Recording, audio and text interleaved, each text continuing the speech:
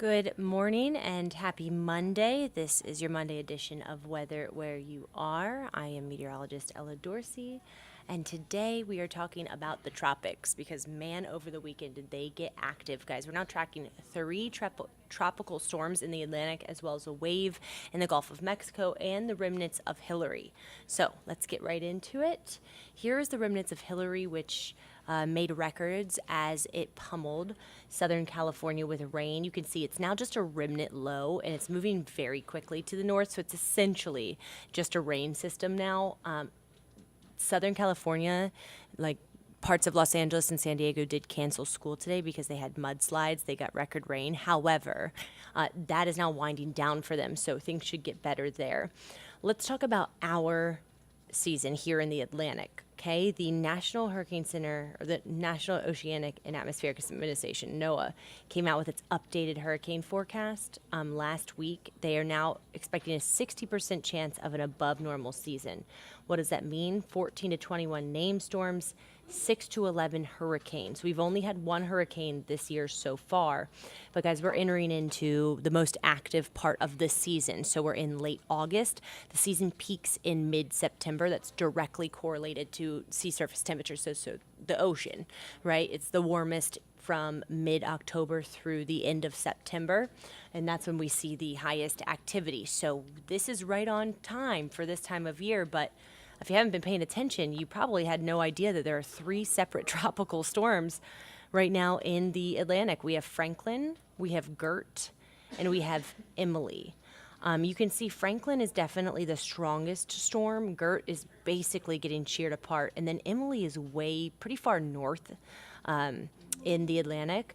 None of these storms are going to impact the United States. Okay, here are their tracks over the next 4 days. So Franklin is going to cross the Dominican Republic as a tropical storm tomorrow night, so it will impact parts of the Caribbean. You can see as it curves back out to sea, it is likely to reach Category 1 hurricane strength. That's the only one of these systems that's likely to reach a hurricane strength. Emily essentially is now just a post-tropical low. It's pretty much just going to get sheared apart as it enters into cooler Atlantic waters, and Gert is also going to just pretty much dissipate here. So that's the good news.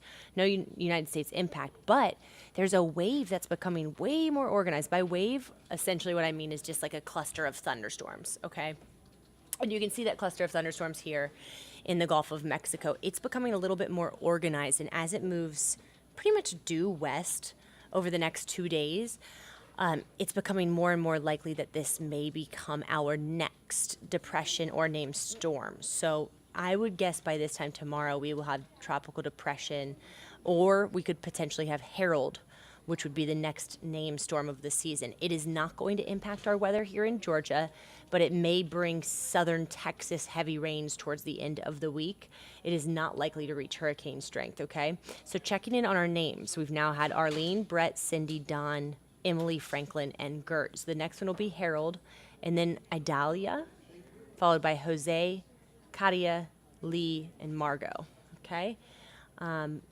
As far as our forecast here, we're not going to see a single drop of rain.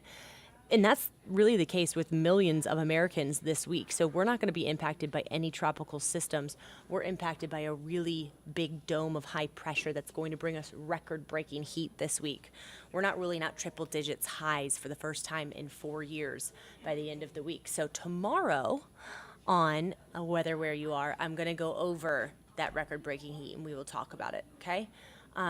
Of course, the tropics are very active, and we will be keeping our eye on the tropics over the next several weeks. One of our long-range models does have something forming right off of the Georgia coast at the end of the next 12 or 14 days. So we certainly could be impacted right here at home, as you guys know we usually are at some point in the tropical season.